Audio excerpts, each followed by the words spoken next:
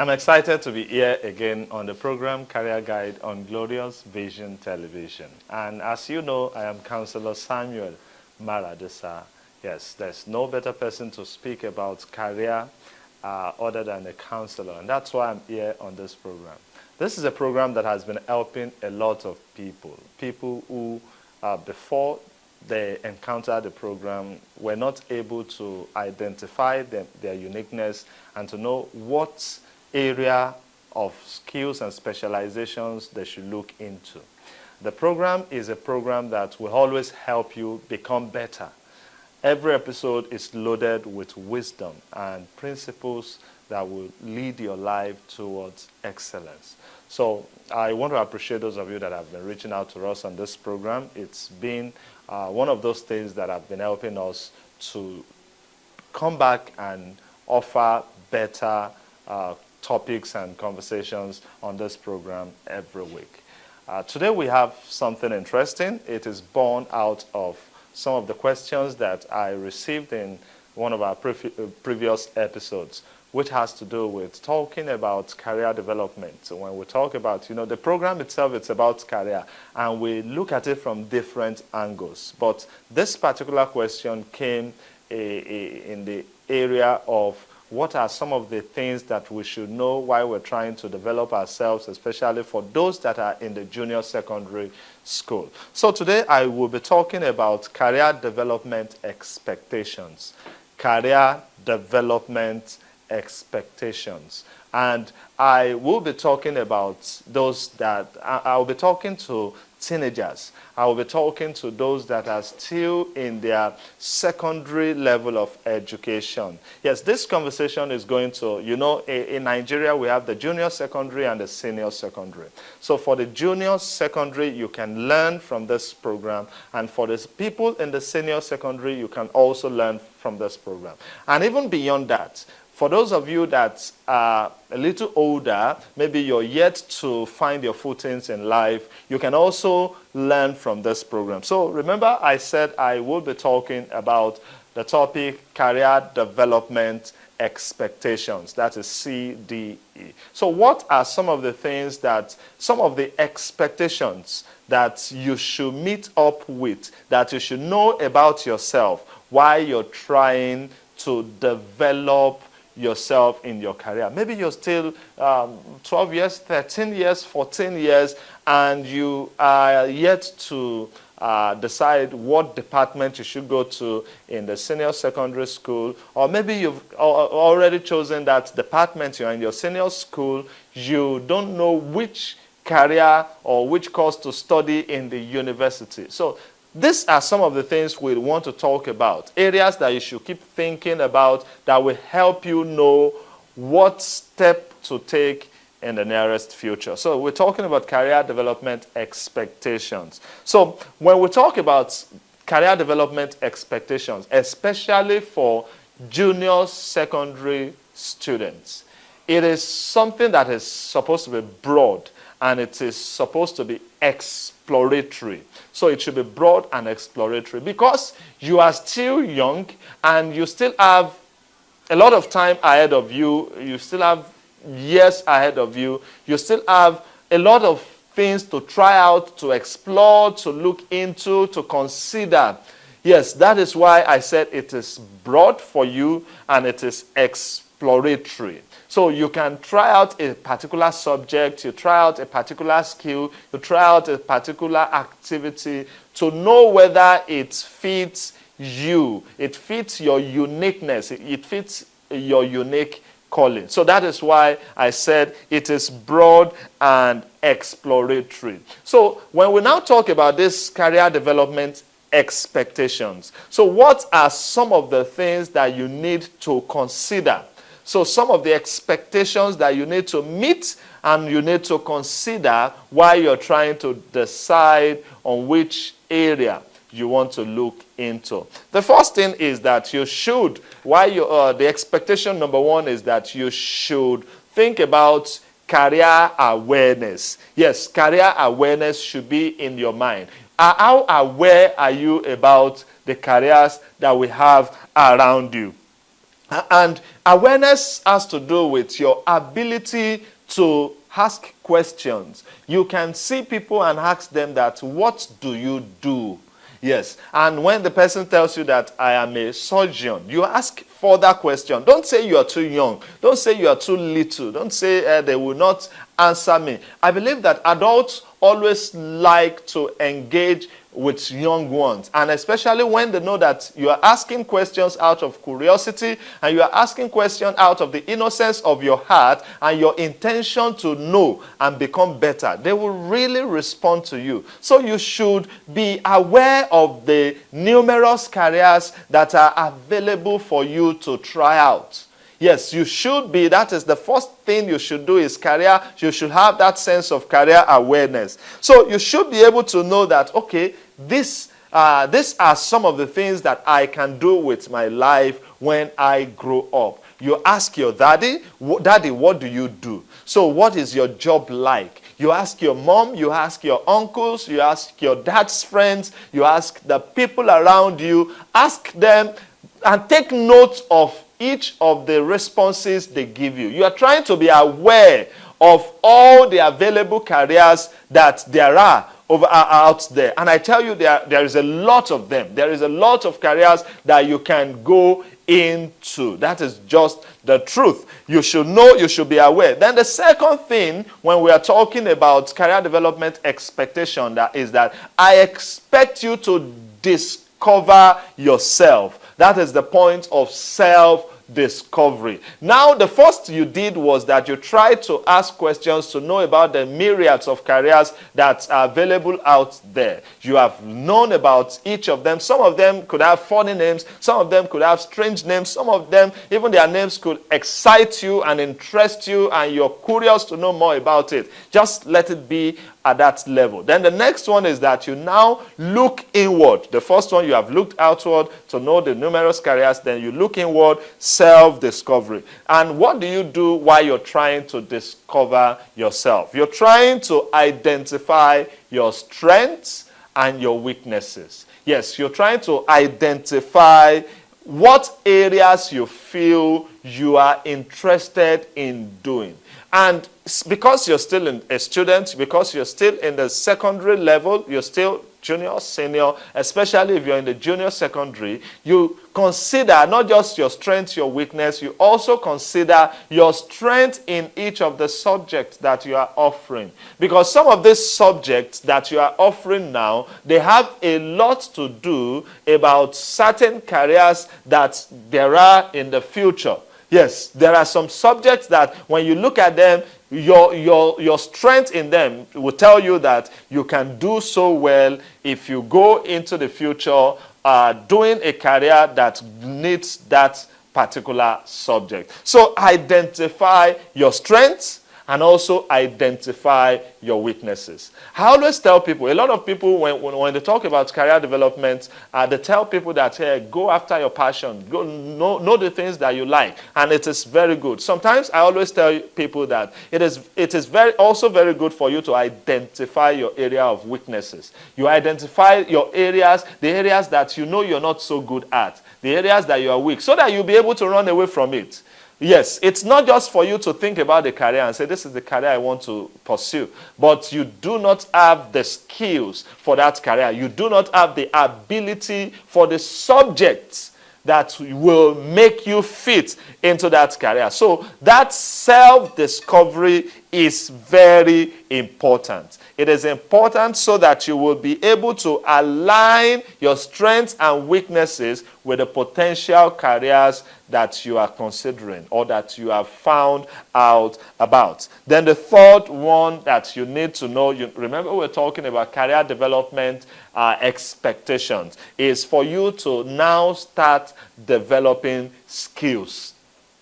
Start developing skills. I will tell you that the world we are in now, it is a world that people, as much as certificates are good, it is good for you to have your certificate. Say you are a degree holder, you have your HND certificate, you have even to the point of masters or thereabout. Yes, it's good for you to have those. But this time around, people are more concerned about your skills. And I tell you that a lot of people are earning a lot of money, making a living out of careers that do not require school certificates.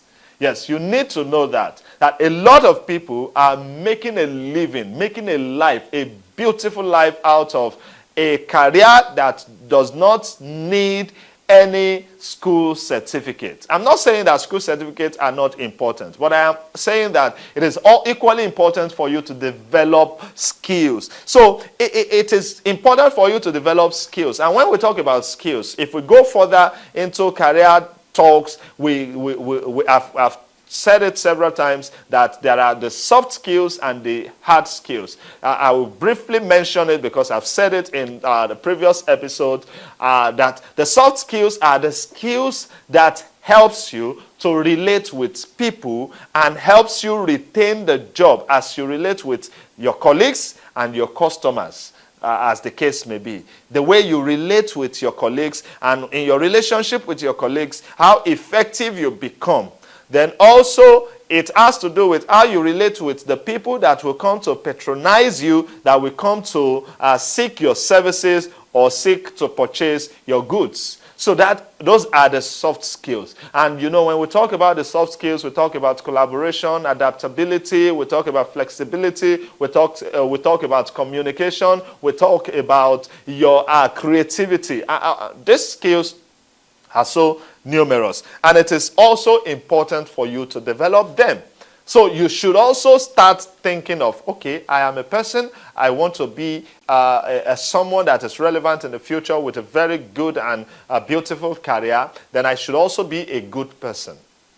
A good person in the sense that if I have the skills and people say that they don't like my character, they don't like the way I talk to them, they don't like the way I relate, or your team members would rather not want you on their team, that does not speak so well of you. It will affect your progression in the career, and it will even affect your productivity when it comes to you relating with people that will need your services. So you should start developing skills, and develop skills in the sense that you're developing how to speak well, how to relate with people, how to collaborate with people, how to adapt when pressure comes, how to be resilient. All these are important. And also the other part of it is that you should also be able to develop the second skills, which is the hard skills. So there is a job to be done. Do you actually know how to do the job? Do you have what it takes to do the job? Not your attitude now. Attitude aside.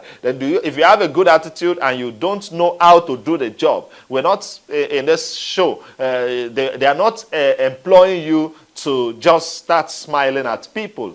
They are not employing you to establish a good relationship with people when you cannot actually do your job. So you should develop skills. And when we talk about developing skills, remember we're talking about career development expectations. You should be able to position yourself aright, that wherever I turn, I will be able to get a job. Wherever I turn to school, I will get my certificate. I will be the best in school. I will land a job. Then if I turn my back at school, I look elsewhere. I have the skills. I can edit videos. I can do graphic designs. I can build websites for people. I can help you market your business on social media. I can do all these things, and you can do them well. They are also equally skills that you can develop. So you can start developing skills. And I tell you that even children of as little as 6, 8 years old can learn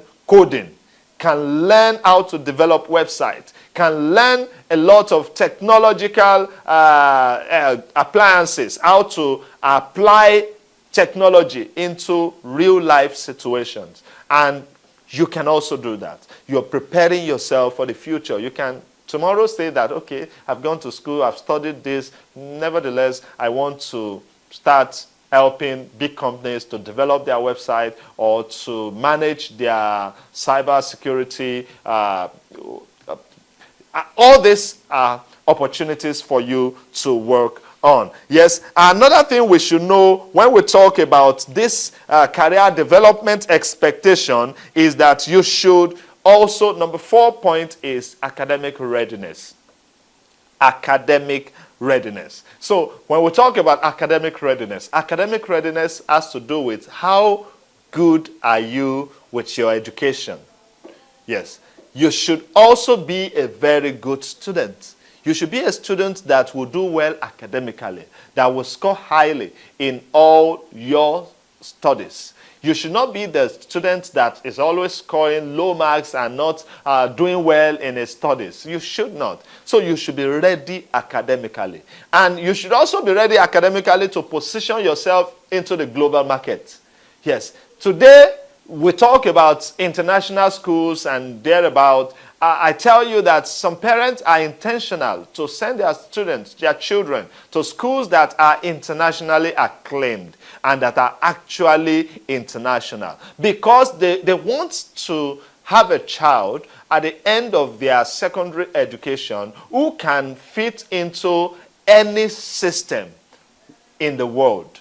Not just, oh, it is the local setting that he has prepared himself for. So academic readiness, you should be able to know that, okay, should I run an IGCSE program? Should it be an A-level, high B? You should be able to know all those ones so that you're preparing yourself for the future and you know the pathways that will be opened unto you if you set your feet on any of these routes for yourself. Academic readiness is also very important for you. The next thing that you should consider when we're talking about career development expectation is that you should think about becoming familiar with technology. Technology familiarity is very, very important. Yes, I don't need to overflog the point that everybody should be proficient when it comes to technology. In fact, I know that the children of these days are digital natives. They are not digital nomads. Yes, there's a topic that we'll soon talk about, digital natives and digital nomads. Some of us are digital nomads because we moved into the era of heavy technology. But the children that are being born today, the children that are born in the past 5-10 years, they are natives. It is their natural domain. They gave birth to them. You give a 2-year-old child a phone and he or she knows how to automatically navigate it. I could remember the days when mobile phones came out. If you buy a mobile phone, you are sure to get a manual that will have about 120 pages. You'll be opening, they will tell you how to switch it on, how to navigate the menu, how to go to this place, read your messages. You have to study that for weeks before you know how to operate your phones. But these days, you just buy a mobile phone, you just see a small sheet there, not even big. They just give you some details about the phone, ROM, RAM, everything, and that's all. And they believe that you should know how to operate it. And that's how it is now. That everybody should be into it. And you also should be into it. Technology should not be strange to you. Yes, let's look at the next point. Talks about exposure to role models. Exposure to role models. I expect you, if you are conscious about developing your career, you should have people ahead of you, people that you are looking up to, people that you know that they will help you become who you want to be in the future. You want to be a medical doctor, fine. Look for a medical doctor and let the person have a close relationship with the person so that the person will be telling you the real life experience and real life things that are going on in that field. So that as you're growing, you're learning from the person. There should be a role model that you should have. And that role model will help you to keep in track as you're trying to develop yourself in that career. So it is also very important. Another thing I would say, probably the last because of time, is that I expect you, if you are conscious about your career development, you should have a long-lasting goal that you have set for yourself. Have a goal for your life. The goal will be to keep you on track. It will keep you on track to know that this is what I want to achieve. Okay, I am still in GSS 2 now. You're not too young to start planning your life in the next 7 years. When I'm out of secondary school, what course will I be studying? How do I expect to see myself in the next 7 years, in the next 10 years? What do I expect to be doing? What are the skills I want to learn? You can sit down and say that, okay, within the next 2-3 years, I will discuss with my mom, my dad, I want to learn the following skills. And it's not just for you to be on social media and just be doing anything that is to be done there. You should do something that is very relevant and that will keep you on your feet in preparation for the future. These are some of the expectations that I have of you if you're trying to develop your career. I expect each and every one of us who has listened to this talk today to start becoming conscious about preparing for the future and developing their career. I'm excited that you've joined us for this episode. I look forward to hearing from you. The number you're seeing on your screen is for you to reach out to me. You can always reach out to me and I will get back to you. Sometimes I've always been receiving questions which I respond to. Some of these questions, like we have done today, we bring them on this program and we have a full-fledged discussion on them so that every one of us will be ready to learn from it and to become better afterwards. Like I've said when we started, I am Councillor Samuel Maradesa. It's a nice moment with you on this program. We're going to be meeting again same time next week on this same program, but on another topic which would also be of great importance to your life. I tell you that you should always make excellence your standard. God bless you and bye for now.